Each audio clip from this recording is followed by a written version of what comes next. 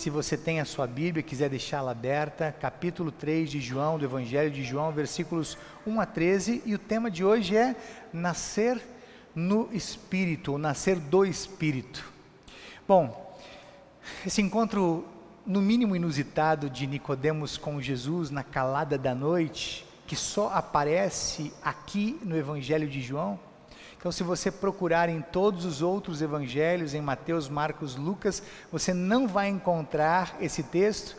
Ele é interessante porque ele é único, só está aqui, e porque às vezes, numa olhada rápida, numa corrida de olhos, naquela folhada que a gente dá na Bíblia, a gente pula esse texto porque ele está imprensado, ele está entre dois outros textos muito fortes, muito marcantes.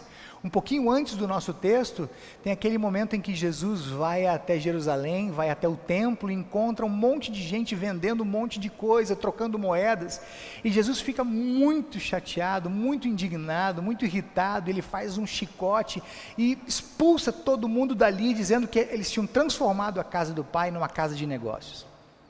Esse é o texto que está antes.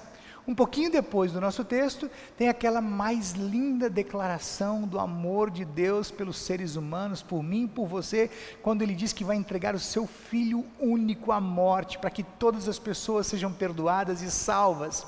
É um texto que a gente estudou na semana passada, João 3,16, está logo na sequência do nosso texto, porque Deus amou o mundo de tal maneira que deu seu Filho unigênito, para que todo que nele crê não pereça, mas tenha a vida eterna. Então, no meio desses dois textos incríveis do início do Evangelho de João, está essa cena, repito, inusitada, e você vai entender por que ao longo da mensagem de hoje, entre Nicodemos, o grande Nicodemos, é um encontro de mestres, mestre para mestre, é o mestre Nicodemos com o mestre Jesus, e o diálogo sobre um assunto fundamental, um assunto que não pode passar despercebido ou desapercebido. Quando a gente passa, folheia a Bíblia, esse é um assunto que a gente tem que parar nele, que a gente tem que ler, é vital.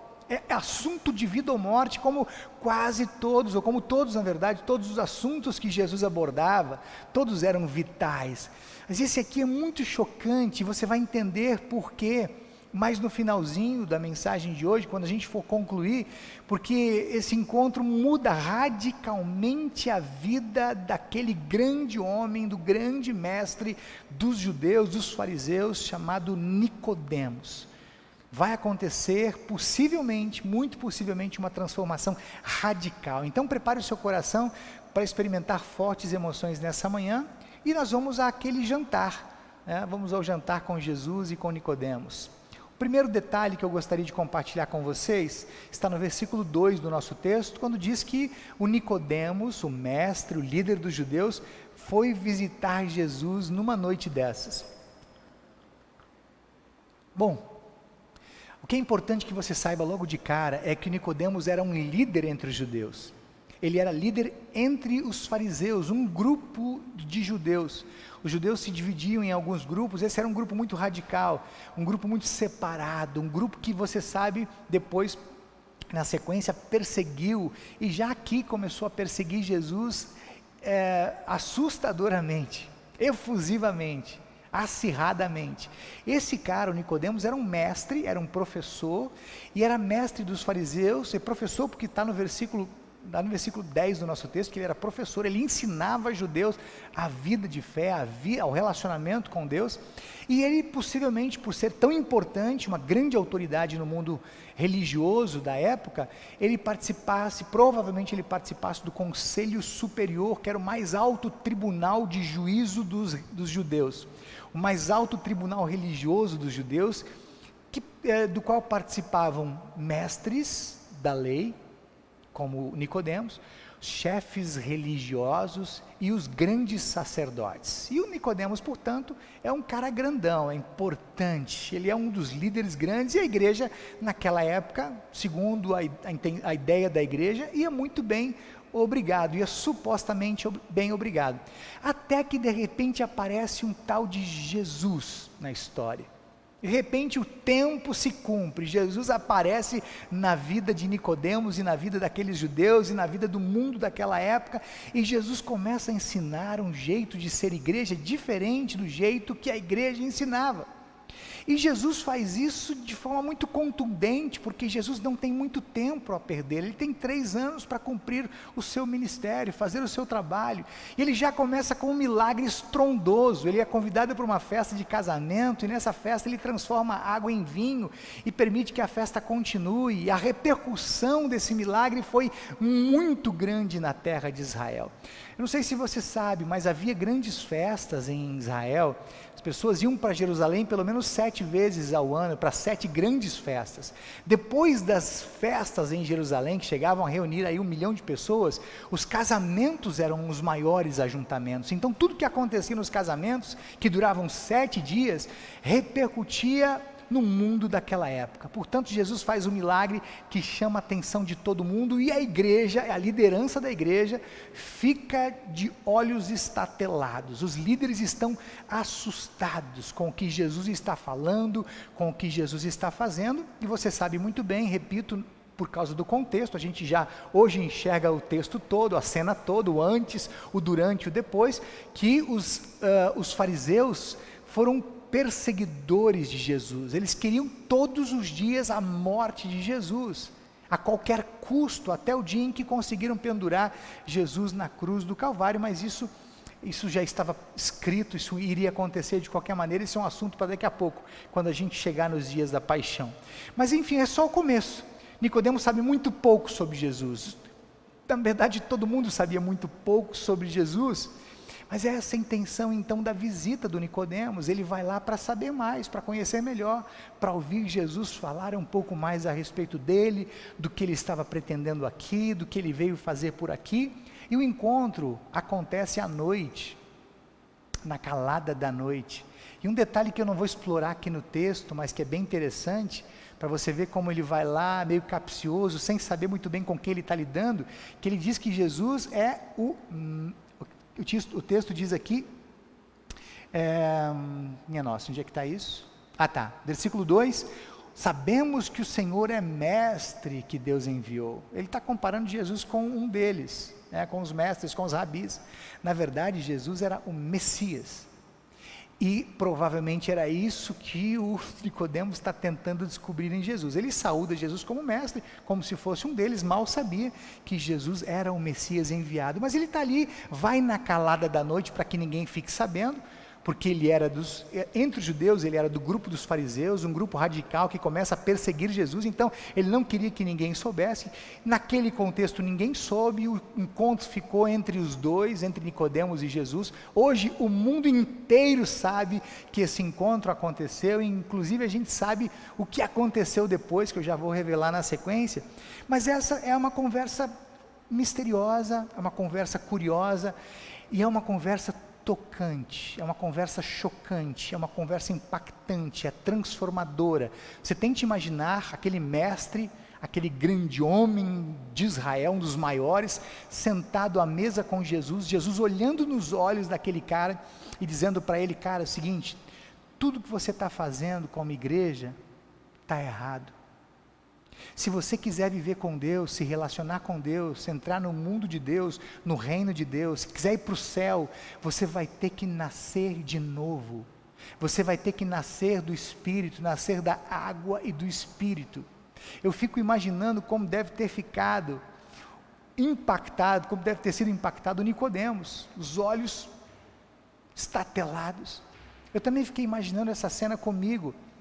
Eu como líder da igreja, se fosse eu na pele do Nicodemos, Jesus chega para mim e diz: Roberto, tudo que você está vivendo de igreja, como líder de igreja, você está achando que está no reino, você está achando que está com Deus, você está achando que está no céu, que está salvo, mas você está se enganando. Tudo que você está fazendo está errado, você precisa nascer de novo. Me coloquei no lugar do Nicodemos e fiquei em estado de choque. Aí temos um segundo momento no texto, vai prestando atenção, o texto vai crescendo aí. O segundo detalhe do texto é justamente essa frase de Jesus, versículo 3, ninguém, eu afirmo a você que isso é verdade, ninguém pode ver o reino de Deus, se não nascer de novo. Nascer de novo. Essa frase, nascer de novo, nascer do Espírito, nascer da água e do Espírito, ela é tão importante que ela aparece 1, 2, 3, 4, 5, 6 vezes na sequência. Você quer conferir aí? Está com a Bíblia aberta? Nos versículos 3 e 4 aparece a frase nascer de novo. No versículo 5 aparece nascer da água e do Espírito. No versículo 6, nascer do Espírito, ter natureza espiritual. No versículo 7 aparece nascer de novo. No versículo 8 aparece nascer do Espírito. Sabe por que Jesus repete isso tantas vezes? Tantas vezes. E no começo da conversa ele repetiu muitas vezes porque o Nicodemos não estava entendendo o que Jesus estava dizendo.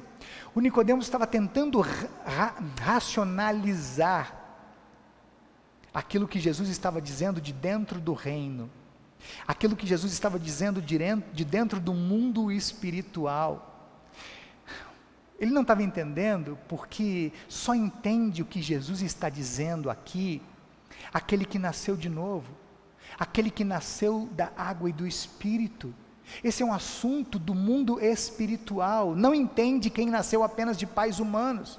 Não entende quem apenas frequentou escolas e aprendeu com livros. Não entende nem mesmo quem é mestre de teologia, mestre de doutrina, como era o caso do Nicodemos. Não entende mesmo. Essa é a razão porque Nicodemos, no meio da conversa, interrompe Jesus e diz: Jesus, como se fosse ele é o mestre, é o cara mais estudioso, mais estudado. Ele vai fazer uma pergunta de escola bíblica, de escola dominical, de creche. Ele vai perguntar: mas Jesus, como é que isso funciona? Eu vou ter que entrar na barriga da mamãe de novo e depois eu vou sair de lá outra vez? É isso, Jesus?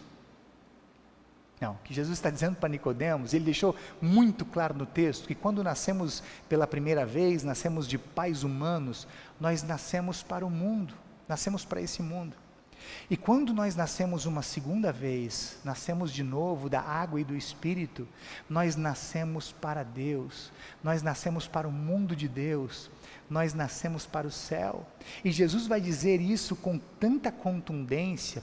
Jesus queria mexer com o coração dele, tocar profundamente no coração, chacoalhar o coração daquele homem. É por isso que Jesus repete 3 vezes no texto, no início da conversa: eu afirmo a você que isso é verdade. Tá aí, confere no seu texto: eu afirmo a você que isso é verdade. Nicodemos, eu afirmo a você que isso é verdade. E na sequência dessas 3 afirmações, ele vai repetir 3 vezes: ninguém, para ficar muito inculcado na cabeça do Nicodemos, ninguém, nem o mais sábio dos seres humanos, nem o maior líder da maior igreja pode entrar no reino do céu, no reino de Deus, pode ser salvo se não nascer de novo, se não nascer da água e do Espírito. E aí, talvez para tentar fazer com que o Nicodemos compreendesse um pouquinho melhor que a dimensão era outra, Jesus vai fazer uma comparação incrível no texto. Versículo 8 diz que Jesus compara o Espírito Santo, a movimentação do Espírito, com o vento. O vento sopra, versículo 8, o vento sopra onde quer, e ouve-se o barulho que ele faz, mas não se sabe de onde vem, nem para onde ele vai. A mesma coisa acontece com todas as pessoas que nascem do Espírito. Interessante observar aqui que a palavra grega para espírito e para vento é a mesma. Então Jesus faz um trocadilho, Jesus faz uma brincadeira, faz um jogo de palavras. Mas o que Jesus quer dizer mesmo aqui para o Nicodemos é que assim como nós podemos ouvir o vento, isso aqui o Nicodemos vai entender. Assim como a gente pode ouvir o vento, o barulho do vento, mas a gente não sabe de onde vem o vento e para onde ele vai, assim também aquele que nasce de novo, que nasce do Espírito, que nasce da água e do Espírito. Nós podemos ouvir a voz do Espírito Santo falando na palavra, mas a gente não sabe muito bem o que está acontecendo, de onde vem e para onde vai, para onde a gente está sendo levado.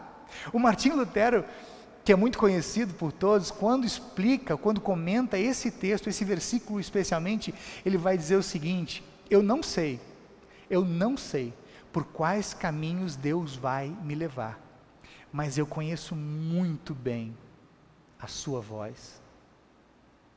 Eu não sei para onde Deus está me levando, mas eu tenho certeza absoluta de que Ele está falando comigo e está me levando para o melhor lugar. Sabe, queridos, O que Jesus queria de fato dizer aqui, olhando nos olhos daquele homem chamado Nicodemos, eram duas verdades. Sabe que os judeus, em regra, tinham duas pretensas certezas de que eles estavam dentro do reino de Deus, de que eles iam para o céu. A primeira delas é que eles tinham nascido de Abraão. De vez em quando eles diziam isso. Lembram de quando João Batista estava batizando? E João Batista mesmo comenta: vocês estão dizendo por aí, é boato, já é jargão, todo mundo está dizendo que vai para o céu porque nasceu de Abraão, porque é descendência de Abraão. E Jesus está dizendo aqui, vai dizer isso para Nicodemos e para o mundo: não, Senhor, ninguém vai para o céu, ninguém entra no reino de Deus ou vai para o céu porque nasceu de Abraão, mas só vai para o céu aquele que nasce do Espírito. E uma segunda pretensa certeza que eles tinham, é que eles iam entrar no reino de Deus, iam para o céu, porque eles cumpriam rigorosamente as 613 regras dos judeus, o famoso mitzvot. Eles cumpriam, tentavam cumprir, dizem até hoje que cumprem, por isso eles estão no reino de Deus e vão para o céu. E Jesus vai olhar para Nicodemos e vai dizer: nananina, não é assim que vocês vão para o céu, cumprindo regras, indo atrás das leis, dos regramentos, não. Vai para o céu aquele que se deixa guiar pelo Espírito Santo de Deus, aquele que é nascido do Espírito e se deixa levar pelo Espírito de Deus. Portanto, para quem nasceu de novo, quero que você guarde isso no seu coração. Para você que nasceu de novo, o final de um dia inteiro de atividades, de afazeres, de correrias, o final de uma semana, o final de um mês, o final de um ano, não é fruto do acaso para quem nasce do Espírito. O final do dia, do mês, da semana, do ano que seja, não é uma combinação de fatores, de ideias bem conectadas, de uma vida bem sistematizada e organizada. Não, para quem nasce do Espírito, o resultado do dia, da semana, do mês e da vida é o lugar para onde o Espírito Santo levou. É o lugar para onde o Espírito Santo soprou. E sabe que o Espírito Santo só sopra a gente para lugares bons, para lugares mais confortáveis e para lugares mais felizes.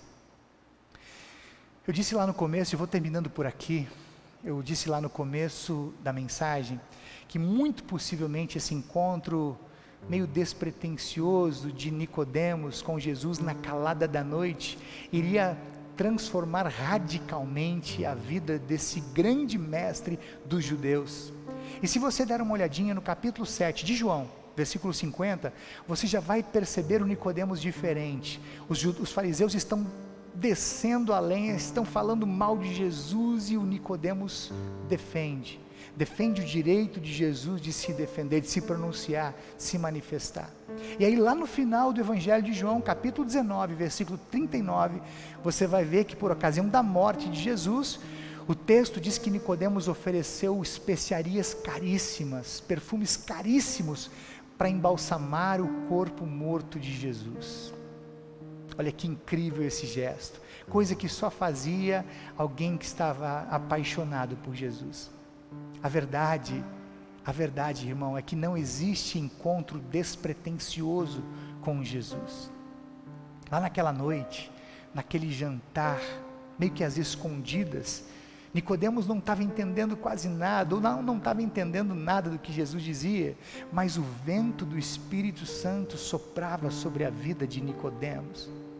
O vento do Espírito soprava vida sobre a vida de Nicodemos. Querido, hoje de manhã nós estamos no encontro com Jesus, nos encontramos com Jesus na palavra hoje, estamos tomando um café com Jesus, batendo um papo com Jesus, talvez chegamos aqui nesse ambiente virtual sem muitas pretensões, talvez estejamos tristes, desmotivados, desestimulados, desesperançosos, decepcionados, quando de repente a gente ouviu a palavra dizer que não existe encontro despretensioso com Jesus. Isso enche o nosso coração de alegria, porque todo encontro com Jesus tem propósito. Não está acontecendo o que está acontecendo aqui por acaso, não é um golpe de sorte a sua estada aqui. Você foi trazido para esse ambiente, para que o Espírito de Deus soprasse vida sobre a sua vida. Não existe encontro sem propósito com Jesus, não existe encontro sem ação sobrenatural, não existe encontro com Jesus sem o sopro poderoso do Espírito Santo. É por isso que de repente o seu coração, sem que você percebesse, começou a se encher de alegria, de calmaria, de paz, porque você é nascido de novo. E quando nós somos nascidos de novo, o Espírito Santo sopra as nossas vidas para os melhores lugares, mais confortáveis, mais saudáveis e mais felizes.